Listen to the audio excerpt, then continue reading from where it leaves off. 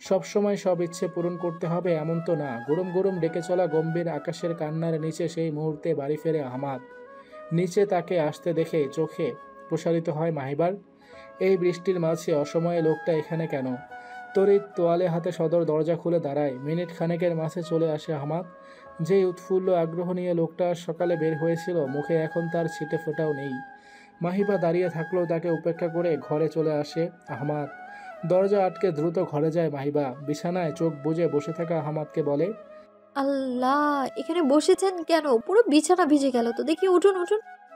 আহমাদের দিক থেকে কোনো সাড়া আসে না। তাকে টেনে ধরে উঠিয়ে মাথা মুছিয়ে দিতে থাকে মাহিবা। আজ এত তাড়াতাড়ি এলেন যে? অফিসের কাজ সব ঠিকঠাক হয়েছে? তৎক্ষণাৎ সে বিশ্রী ঘটনার স্মরণে আসে। ছিটকে মাহিবার হাত সরিয়ে দিয়ে নিস্পৃহ কণ্ঠে বলে, আমাকে একা থাকতে দিন। সম্বোধনের পরিবর্তন টের পায় না মাহিবা। খেয়াল করে না গম্ভীর হয়ে থাকা আহমাদের মুখশ্রী। গট গট করে বারান্দায় চলে যায় আহমাদ। মাহিবা থতমত খায়। এমন ব্যবহার আহমাদের থেকে এই প্রথম কিনা বুঝতে পারে না কেমন অভিব্যক্তি প্রকাশ করা উচিত। বেশ কিছুক্ষণ পেরিয়ে গেলেও যখন আহমাদ ঘরে আসে না, তখন বেশ সাহস সঞ্চয় করে বারান্দায় যায় মাহিবা। নিশ্চুপ হয়ে দাঁড়িয়ে থাকা আহমাদের পাশে যেয়ে বলে, আপনি তো একদম ভিজে গেছেন। তাহলে চলেন ছাদে যাই। তিনতলার ওরা বাসায় নেই। এই সময় কেউ ছাদেও যাবে না। যাবেন? কথা বলে না আহমাদ। সে নীরব নিস্তব্ধ। আহমাদের নীরবতা যেন আশকারা দেয় মাহিবাকে। সাহস আসে মনে। সেই সাহসকে সঙ্গী করে আস্তে ধীরে আহমাদের এক হাত আঁকড়ে ধরে দুহাত দিয়ে সেথায় টান বসিয়ে বলে, চলেন না একটু বৃষ্টিতে ভিজে আসি। বৃষ্টির ঠান্ডা পানি মাথায় লাগলে মাথা একদম ঠান্ডা হয়ে যাবে। তাহলে দেখ। কথা শেষ হয় না। কোথাও বিদ্যুৎও চমকায় না। তবে চমকে যায় মাহিবা। যখন শক্ত হাতের কঠোর স্পর্শ তার কোমল চিবুকে পড়ে, থমকে যায় মেয়েটা। ঝিমঝিম করা জায়গাটা তাৎক্ষণিক হরতাল ডেকে সঙ্গী সাথী জড়ো করে ফেলে। ফলস্বরূপ পাতলা চামড়ার আস্তরণ ভেদ করে দেখা যায় লালাব বর্ণের আভা। অজান্তেই নিজের বাম হাত চলে যায় আঘাতের দারুণ হালকা গরম হওয়া বাম গালে। বিনা নিমন্ত্রণে জেকে আসা অশ্রুদের সমন করার বোধটুকু হয় না মাহিবার। চরটা যেন ছিল ঝড় শুরু হওয়ার সংকেত। খুব অগোছলভাবে শুরু হয় সে ঝড়। আহমাদের বাক্যবান যেন আকাশে ডাকা মেঘেদের থেকেও ভয়ঙ্কর। ওই যে ওরা ডাকছে, গুরুম গুরুম। বলেছিলাম আমাকে একা থাকতে দিন, বলিনি? একটা সেকেন্ড একা থাকার মতো নেই।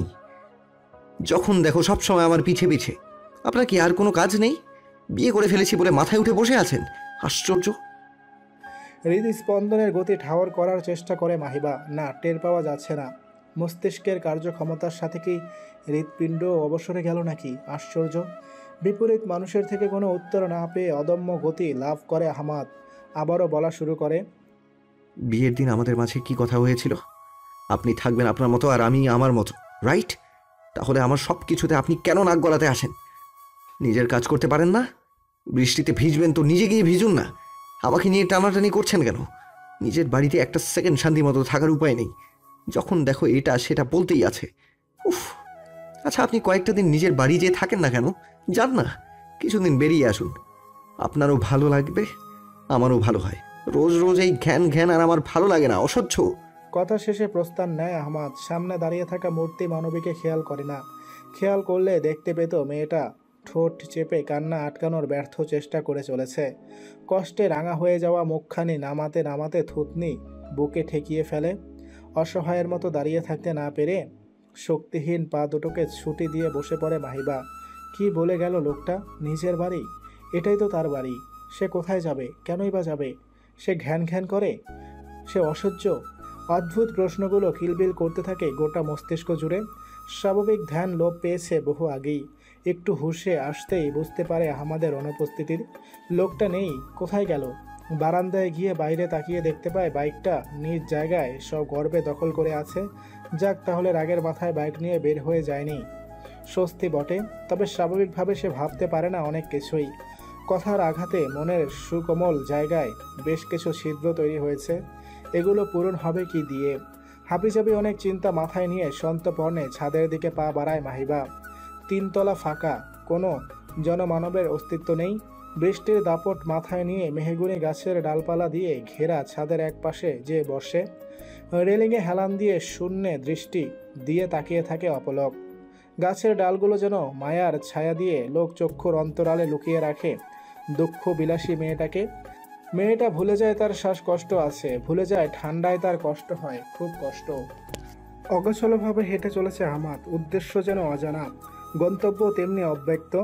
বৃষ্টির বড় বড় ফোঁটাগুলো মাথায় এসে তার গতিভঙ্গ করছে, বিপরীত প্রতিক্রিয়ার ফলস্বরূপ তাদের ঝরে পড়া থমছে ওখানেই। তবে পথ রোধ অবশ্য হচ্ছে না। মাথার চুল বেয়ে মুখের চামড়ার স্বল্প দূরত্ব পেরিয়ে সমস্ত বদনকে সিক্ত করার কাজে নেমে পড়েছে তারা। অক্লান্ত, অদম্য তাদের গতি। মাহিবার কথা অনুযায়ী বৃষ্টির পানি আহমাদের উত্তপ্ত মেজাজকে কিছুটা ঠান্ডা করতে পেরেছে বটে। ছেলেটা ভাবতে পারছে, আজ সকাল থেকে নিজের উৎফুল্ল চিত্রের কথা মাথায় আনতে পারছে।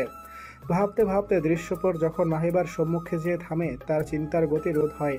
মেয়েটার নরম চিবুকে শক্ত স্পর্শের কথা স্মরণে আসতেই শ্বাস আটকে আসে, বুক ভারী হয়, চোখ খিচে ভাবতে থাকে কি জঘন্য একটা কাজ সে করেছে, কি জঘন্য। কি তখন বলেছে সব তো মনেও করতে পারছে না। নিজের প্রতি অসহ্য রকম বিরক্তি এবং ঘৃণা বোধ করে আহমাদ।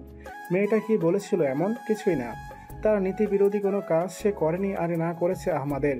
কিন্তু আহমাদ নিজে সীমা ছড়িয়ে গেছে। রাগের বর্ষবর্তী হয়ে বিক্ষিপ্ত মেজাজে এমন কারো ওপর চড়াও হয়েছে যার এসবের সাথে সম্পৃক্ততা নেই, বিন্দু মাত্র না। বসের উপরে রাগ, মেয়ে সহকর্মীর উপরের রাগ, সেই সুশ্রী চেহারার মেয়েটার উপরের রাগ, সব মিলিয়ে একাকার হয়ে বৃহৎ আকার ধারণ করে এমন জায়গায় তার প্রকাশ ঘটিয়েছে, যে জায়গাটা খুব সংরক্ষিত, খুব গুরুত্বপূর্ণ, যার সাথে প্রত্যেকটা কদম ফেলতে হবে খুব ভেবে চিনতে। তার সাথে অসহ্য রকম একটা অন্যায় করে ফেলল সে। কিভাবে? বাজান। মমতা মাখা ডাকে ভাবনায় সুতো ছেড়ে সদ্বিদ ফিরে পেতে দেখতে পায় সে মায়াবাড়ির সামনে চলে এসেছে। তার সামনে আজহার উদ্দিন দাঁড়িয়ে আছেন ছাতা মাথায়, তার অবাক দৃষ্টি আহমাদের দিকেই। এমন বৃষ্টিতে ভিজতাছো কেন বাজান? জ্বর আসবো। দেখি আইসা পড়ো আমার ঘরে, আসো। নীরব আহমাদকে টেনে নিয়ে যান সদর দরজা সংলগ্ন তার ছোট্ট একটা ঘরে। বাইরের দিকের এই ঘরটায় তেমন কোনো কাজ নেই। ক্লান্ত হয়ে গেলে একটু বিশ্রামের ব্যবস্থা। নিজে টেনে টুনে আহমাদকে নিয়ে বসান একটা টুলে, পাশে নিজে বসে চিন্তিত দৃষ্টি তাক করেন আহমাদের সিক্ত আদলে। কি হয়েছে বাজান? বাজান। আস্তে একটা ধাক্কা দেন আহমাদকে। ছেলেটা এমন স্তব্ধ হয়ে আছে কেন? জি? কোনো সমস্যা বাজান? কি হয়েছে? না, তেমন কিছু না চাচা। কেমন কিছু হেইডাই কও। তোমার মুখ তো আমার কাছে ভালো ঠেকতাছে না আব্বা। মলিন হাসে আহমাদ, হাসিটা ঠোঁট ফুঁড়ে বেরো হতে চায় না। বৌমার লগে ঝগড়া করছো বাজান? আহমাদের দিকে সরে এসে খুব নিচু কণ্ঠে বলেন আজহার উদ্দিন, যেন জোরে বললে আশপাশ থেকে কেউ শুনে ফেলবে। অথচ বৃষ্টি মুখর এই পরিবেশে যতদূর চোখ যায় কোনো জনমানুষের দেখা মেলে না। কিছুটা। আহমাদের উত্তরে বিজয়ী হাসেন বৃদ্ধ, যেন রাজ্য জয় করা রাজা। ঠিক ধরেছি, দেখছো? পর মুহূর্তে ভাবুক হয়ে পড়ে লোকটা। পাশে থাকা নিজের গামছা আহমাদের দিকে এগিয়ে দেন, ভেজা মাথা মুছে ফেলার নীরব নির্দেশ। গামছাটা হাতে নিতে গেলে মাহিবার কোমল আদল ভাসে আহমাদের চোখে। অপরাধ বোধ তরতর করে বাড়তে চায়। তোমার চাচির সঙ্গে আমার বিয়ের সময় তার বয়স কত ছিল জানো? 15। একটুখানি একটা মাইয়া। ভাবলেও এখন কেমন লাগে। আহ, সেই দিনগুলি মনে হয় এই তো সেই দিন। আমার লগে কথা কইতে খুব ভয় পাইতো জানো। জানি আমার সামনে থেকে পলাইতে পারলেই বাঁচে। এক চোট হেসে নেন বৃদ্ধ, যেন পুরনো দিনগুলো এখনো তার কাছে জীবন্ত সজীব। একবার কি হইল জানো? বিয়ার বছর খানেকের মাথায় একদিন রাইতে বাড়িতে আইছি। ওই দিন আবার বাড়িতে কেউ ছিল না। আমরা দুইজনই। তোমার চাচি আমারে ধরলো, বাইরে হাঁটতে যাইব। ধরছে তো ধরছেই, কোনো রকম ছাড়াছাড়ি নেই। আমি মাত্র কাম থেকে আইছি, একটু শুইতে মন চাইতেছিল। তোমার চাচির জোরাজোরির কারণে দিলাম এলো ধমক। ব্যাস, মাইয়া ঠান্ডা, নিজেরে খুব বাহাদুর মনে হয়েছিল। বউ হাতে রাখুন কি যেন তেন ব্যাপার নাকি। আবার একদিন আবদার করছে আলতা দিব। আমি কইলাম বাড়ি মেহেন্দি গাছ আছে, মেহেন্দি বাইটটা দিছিল নাকি জানি না, তয় আমারে আর কয় নাই। এরপর থেকে তার আর কোনো শখ আহ্লাদ মিটাইছি বইলা আমার মনে পড়ে না। তোমার চাচিও আর কোনোদিন আমার কাছে আবদার নিয়ে আসে নাই। এই রহস্য বুঝলাম অনেক দিন পরে। বড় কোলাহলের বছরের মাথায় বাড়ি বিয়া লাগলো। সব মাইয়ারা আলতা দিতাছে। আমি তোমার চাচিরে কইলাম, কি গো আলতা দিবা না? কেমনে জানি হাসলো, হাইসা কইল আর ইচ্ছা নাই। আবার একদিন রাইতে কি মনে কইরা আমি কইলাম চলো হাইটে আসি, ঠিক ওই দিনের মতোই হাসলো। তারপর কয় ওই দিন কি আর আছে, পোলা কার কাছে রাইখা যাবো, থাক দরকার নাই। বাইরে বৃষ্টি থেমেছে, একটু যেন কমেছে তেজ, যেন এতক্ষণ কারো সাথে কোমর বেঁধে ঝগড়া করছিল, এখন তার শব্দ ভাণ্ডার ফুরিয়েছে। নীরব হয়ে আসা পরিবেশে আমাদের মনোযোগ গভীর, প্রত্যেকটা বাক্য সে খুব মন দিয়ে শুনছে। কেন কে জানে। দীর্ঘশ্বাস ছাড়ে আছার উদ্দিন বলেন, এইরকম সে ক্যান করছে জানো, রাগের লাইগা না, রাগ সে করে নাই, কিন্তু অভিমান করেছে। আমার লগে তাকছে, খাইছে, হাসি তামাশা করছে, আমার বাচ্চা পালছে, কিন্তু মনের মধ্যে জানছে এই লোকের কাছে নিজের আবদার কম যায় না। কি ভয়ঙ্কর কথা, আমার কাছ থেকে নিজের গোসাইয়া ফেলছে, ধমক দিয়ে তারে এক্কেরে চুপ করাইয়া ফেলছে। মানুষ এইটারে খুব বাহাদুরি মনে করে বাজান, কিন্তু আমি মনে করি বোকামি। কেন কও তো? জিজ্ঞাসু দৃষ্টিতে তাকায় হামাদ। সেই প্রশ্ন চোখের বিপরীতে বৃদ্ধ বলেন, শখ আহ্লাদ মানুষের সারা জীবন থাকে না, এক সময় দায়িত্বের নিচে চাপা পইরা যায়, তখন আর মন চায় না নিজের কাজ ফালাইয়া সেগুলা করতে। পোলাপান হওয়ার পর তোমার চাচি আর কোনোদিন আমার কাছে নিজের জন্য কিছু চাই নাই, যা চাইছে সব পোলাপাইনের জন্যই। আর কয় নাই চলেন এটা করি এটা করি, কয় নাই চলেন একটু ঘুরতে যাই কি কিছু। এর আরেকটা কারণ, তার মন মইরা গেছিল। যেই মন দিয়া হ্যাঁ চাইতো সেই মনই তো আর ছিল না। বুঝবার পরে আমি মাপ চাইছি, কত ঘুরছি, কিন্তু সেই মজা আর কি পাওয়া যায়।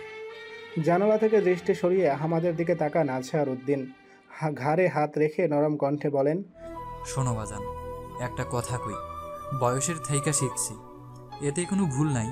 বাইসা থাকলে কাম কাজ সারা জীবন করতে পারবা, কাজের মধ্যেই থাকতে হইব। কিন্তু এই যে সময় যাইতাছে, এইটা আর ফেরত পাইবা না। কত টাকা আইব যাইব, কিন্তু সময় এইটা আর আইব না। তুমি বুদ্ধিমান বলা, তোমারে আমার ভাঙ্গা বুঝন লাগবো না। তয় আমার চোখ দিয়া বুঝবার পারছি, মাইয়া মানুষের রাগ এক, কিন্তু অভিমান ভয়ঙ্কর। ভিতরে ভিতরে অভিমানের পাহাড় হইয়া যাইব, কিন্তু তুমি বুঝবা না। তোমার লগে হাসবো খেলবো, কিন্তু খোঁজ নিলে জানবা মন মইরা গেছে। মন মরলে এইটা কি আর মানুষ থাকে? জমানো কথা উগরে দিতে পেরে বৃদ্ধ যেন হালকা বোধ করছেন। কিছুক্ষণ ভেবে বের করলেন আরও কিছু বাদ গেল কিনা। শেষমেশ বললেন, এখন তোমগো পোলাপাইন নাই, দায়িত্ব কম। যখন হইব তখন তার পিছনে কাম করন লাগবো, সময় দেওয়ান লাগবো। এই শখ আহ্লাদ পূরণ করার সময় আর পাইবা না। এক কথা বারবার কইতাছি, রাগ কইরো না বাজান। আহমাদের হাত ধরে বলেন বৃদ্ধ। হকচকিয়ে যায় আহমাদ। না না চাচা, কি বলেন? রাগ করবো কেন, আপনি বলুন। শেষ, আর কি কম। তুমি যাও দেখি ইফাদের কাছে, আর ওর থেকে 2টা কাপড় পরো। আচ্ছা। আছার উদ্দিনের কথাগুলো মস্তিষ্কে নাড়াচাড়া করতে করতে যায় আহমাদ। অন্য মনস্কতার ভঙ্গি, যেচে দেওয়া উপদেশের মাঝে লুকিয়ে থাকা গিরো রহস্য উদ্ধারের চেষ্টা করে। ইফাদের কক্ষের সামনে গেলে দেখতে পায় ছেলেটা কি যেন করছে, খুব মনোযোগ দিয়ে। হাসি। চমকে তাকায় ইফাত। এই বৃষ্টির সময় অফিস সময় আহমাদ এখানে কেন? চমকের চোটে উঠেই পড়ে সে। আহমাদের কাছে এসে তার হাত টেনে ভেতরে নিয়ে আসে, বলে, কিরে ঘটনা কি? ভাবি বার কইরা দিচ্ছে নাকি তোর বুইরা বস? চোখ মুখ কুচকে তাকায় আহমাদ। বলতেই আসছি, আগে জামা কাপড় কিছু দে, নইলে আজকে আর বিছানা ছাড়া লাগছে না। ও আয় দে। ভেজা কাপড় ছেড়ে শুকনো কাপড় পরে ধাতস্থ হয় আহমাদ। স্থির হয়ে বসে অফিসের সব ঘটনা গুছিয়ে বলে। বলার শেষে কিছু শোনার জন্য ইফাদের দিকে তাকালে সে ভাবুক ভঙ্গিতে আঙুলের মাথা দিয়ে টেবিলের শব্দ তৈরি করে। সুর তুলে বলে, আমি ফাইসে গেছি মাইন কার্ড চিপায়। উফ ইফাদ, কিছু বল। যদি তোর ডাক শুনে কেউ না আসে তবে একলা চলো রে। আমি তোর কাছ থেকে হেল্প নিতে আসলাম আর তুই ফাজলামি করছিস। আহমাদের কণ্ঠস্বর হতাশ। ইফাত থেমে বলে, বুদ্ধি তো দে। তুই শালা এত বলদ হইলি কবে তে ক? অফিসের সবাই ঘটনা ঘটছে, অফিসের সবাই ঘটনা দেখছে, তাইলে তোর উচিত ছিল সবার সাথে কথা বলে ওই ব্যাটার কাছে একটা এক্সপ্লেনেশন চাওয়া। তার ব্যাটারি বইরা বয়সেও এত ঘ্যার ঘ্যার করে কেন শোনা না? উনি একেবারে সব গুছিয়ে টুছিয়ে চলে আসছে। তাই তো তোর পালাইলে বুদ্ধি বাড়ে। এখন কি যাব? অফিস খোলা থাকলে যাইতে পারিস। যাই তাহলে। ওকে, ইফাত, হুম। ইফাত ততক্ষণে বইয়ে মুখ ডুবিয়েছে। ঘটনা একটা ঘটায় ফেলছি। আবার কি? টাকা। কি? ইফাতের জিজ্ঞাসু দৃষ্টির বিপরীতে বাড়ি ফিরে যাওয়ার পর থেকে ঘটনা বর্ণনা করে। কথা শেষ হওয়ার আগেই এক শক্তিশালী হাতের ঘুষি পড়ে পেটের কিনারে। কোকিয়ে ওঠে আহমাদ। আহ, হুম। করবি না শালা গর্দভ। তোরা তো নারী নির্যাতনের দায়ে জেলে জরিমানা করা উচিত। আর উনি বলতেছে ঘটনা একটা ঘটাই ফেলছি। বা সুন্দর। কাচুমাচু করে আহমাদ বলে, এমন করিস না, কি করব বল না। কি আর করবি? ভাবির কাছে মাপ চা। ফোন লাগা। ফোন তো এতক্ষণ বৃষ্টিতে ভিজছে। Good, very good. ইফাত কথা বলছে কম, কটমট করছে বেশি। তার দিকে তাকালেও আহমাদ ভয় পাচ্ছে। লম্বা শ্বাস টেনে ইফাত বলে, এটা মজা না আহমদ। বিয়ের 1 মাসের মাথায় উইদাউট এনি রিজন এই যে একটা মারামারি করে ফেললি, এটার ইফেক্ট কিন্তু খুবই ডিপ হতে পারে। যত তাড়াতাড়ি সম্ভব ভাবের কাছে তুই মাপ চাবি। গিফট টিপ কিছু চিন্তা করতে পারিস, কিন্তু মাপ চাওয়াটা মাস্ট। বুঝতে পারছিস? মাথা নাড়ায় আহমাদ। ক্ষীণ কণ্ঠে বলে, আমার সাথে অফিসে যাবি? কি? চল যাই। ইফাত ভেবে বলে, ভিতরে যাব না, বাইরে থাকবো, চল যাই। ঠিক কতক্ষণ কতটা সময় মাহিবা ছাদে ছিল সেটা সে নিজেও জানে না। বৃষ্টি শেষ হয়েছে, কিছুক্ষণ হবে, সেদিকেও খেয়াল নেই মেয়েটার। এক পর্যায়ে ছাদে এসে আয়েশা এদিক সেদিক খুঁজতে থাকে মাহিবাকে। মেহগুনি গাছের ডালের পেছনে লুকিয়ে থাকা মাহিবাকে খেয়াল করে তার দিকে আগায়। ভাবিমণি, ধীর কণ্ঠে ধ্যান ভাঙে না মাহিবার। এই ভাবিমণি, হুম? তুমি ভিজেছো কেন? আয়েশার দিকে তাকালে মাহিবা দেখতে পায় মেয়েটা এখনো স্কুলের পোশাক ছাড়েনি। তুমি কখন এসেছো? মাত্রই আসলাম, দেখেছি দরজা একদম হা হয়ে আছে। আম্মু তো ঘুমাচ্ছে। তুমি ভিজেছো কেন? এই বৃষ্টিতে ভিজলে ঠান্ডা লেগে যাবে জানো। মলিন হাসে মাহিবা। অনেকক্ষণ ধরে কান্নাকাটির কারণে তার সমগ্র মুখ লালাভ হয়ে আছে। আঘাতের দাগ আলাদা করে চিহ্নিত করা মুশকিল। আয়েশাকে সাথে নিয়ে ঘরে চলে আসে মেয়েটা। আহমাদ এখনও ফেরেনি। দীর্ঘশ্বাস ছাড়ে মাহিবা। গুছিয়ে আসা সম্পর্কটা কেমন এক লহমায় আবার অগোছালো হয়ে গেল। লম্বা গোসল শেষে রান্নার কাজে হাত দেয় মাহিবা। আয়েশার গোসল শেষে তাকে হালকা কিছু খেতে দেয়। শাশুড়ির কক্ষের সামনে যেয়ে দরজায় কড়া নাড়ে। মা, মা উঠেছেন? বেশ কিছুক্ষণ পর ঘুম ঘুম চেহারা নিয়ে বের হন সালেহা বেগম। সোফায় চোখ যেতেই দেখতে পান ছোট মেয়েটা গুটি গুটি হাতে কী যেন খাচ্ছে। পোশাক দেখে বুঝতে পারেন মেয়ের গোসল হয়ে গেছে। মনে ভালো লাগার আবেশ ছেয়ে যায়। পুত্রবধূর প্রতি সন্তুষ্ট হয়ে তার দিকে তাকালেই আঁতকে ওঠেন। এই তোর চোখ মুখ এমন লাল হয়ে আছে কেন? একটু বৃষ্টিতে ভিজেছি মা। কি? এই অসময়ে বৃষ্টিতে কি মনে করে ভিজেছিস? মানে যা ইচ্ছা হবে তাই করবি নাকি? নিজের যে শ্বাসকষ্টের সমস্যা আছে সেই দিকে একটু চিন্তা করা লাগবে না? উচ্চ বাক্যের কণ্ঠে ভয় পায় না মাহিবা। না মনে আসে কোনো অশ্রদ্ধা। চোরা হাসি হেসে বলে, একটু ভিজেছি মা। যা ইচ্ছে করো, আমি কে কিছু বলার? রাগ করবেন না মা, আর ভিজবো না ইনশাআল্লাহ। নরম হন সালেহা বেগম। ইনহেলারটা সাথে রাখিস। আচ্ছা, কি রান্না করব? বৃষ্টির দিন খিচুড়ি কর, আর আমি দেখি কি তরকারি করা যায়। আচ্ছা। রান্নার মাঝ পর্যায়ে সালেহা বেগমের কাছে আসে শাহেদ সাহেবের কল। কুশল বিনিময় শেষে ভদ্রলোক বলেন, আপা, মেয়েটাকে কতবার ফোন দিলাম, পেলামই না। ওর মায়ের শরীরটা কাল রাত থেকে ভালো না। আজ সকালে না পেরে হাসপাতালে নিয়ে আসতে হয়েছে। স্যালাইন দিয়েছে। এটা শেষ হলে বাসায় নিয়ে যেতে পারবো ইনশাল্লাহ। আলহামদুলিল্লাহ, এখন অনেকটা ভালো আছে, কিন্তু ছেলেকে নিয়ে সামাল দিতে আমার কষ্ট হয়ে যাচ্ছে। একটু যদি মেয়েটাকে পাঠিয়ে দিতেন। আতকে ওঠেন সালেহা বেগম। হাসপাতালে নিতে হয়েছে? তাহলে কতটা শরীর খারাপ আল্লাহই জানে। অবশ্যই ভাই, আপনারই তো মেয়ে, এইভাবে বলার কি আছে? আমি আহমদকে ফোন দিয়ে বলছি, ও নিয়ে যাবে। ধন্যবাদ আপা, কিন্তু জামাইকে এখন ফোন দেওয়ার দরকার নেই, কাজে আছে, থাকুক। আমি মাহিদকে পাঠিয়ে দিচ্ছি, ও নিয়ে আসবে মাহিবাকে। খবর জানাতে ভুলবেন না ভাই, আমরা অপেক্ষায় থাকবো। ঠিক আছে আপা। উৎকণ্ঠ চেপে মাহিবার কাছে যান সালেহা বেগম। মাহিবা, জি মা। চাল ধুয়ে পেছনে তাকায় মাহিবা। তোর মায়ের শরীরটা একটু খারাপ, মাহিদা আসছে, তুই ওর সাথে যা। ভয় পেয়ে যায় মাহিবা। দুঃখ মাখা মুখে আতঙ্ক ছেয়ে যায়। সেটা পরখ করে সালেহা বেগম বলেন, ভয় পাস না মা, সিরিয়াস কিছু না। তেমন হলে আমরা যেতাম না বল। ভরসা পায় মাহিবা। ধুয়ে রাখা চালের দিকে তাকিয়ে বলে, কাজটা শেষ করে নিই। ওটুকু আমি পারবো, তুই যা গুছিয়ে নে। কথাবার্তা শুনে আয়েশা যেতে চাইলেও সালেহা বেগম নিষেধ করেন। অসুস্থ মানুষের কাছে যাচ্ছে, ওখানে ওকে নিয়ে গেলে কাজ বাড়বে, তার চেয়ে থাকুক। অনেকক্ষণ ইতিউতি করে আহমাদকে ফোন দেয় ভাইবা। বাড়ির বাইরে কোথাও যাচ্ছে, আহমাদকে বলে যাওয়াটা কর্তব্য মনে করে, কিন্তু ছেলেটার ফোন বন্ধ। শাশুড়ির কাছে যেয়ে বলে, মা, ওনার ফোন তো বন্ধ। কে আহমদ? থাক, তুই যা, ওকে আমি বলবো। এ কি শখে পড়ে যাচ্ছে নাকি? যা যা তুই যা।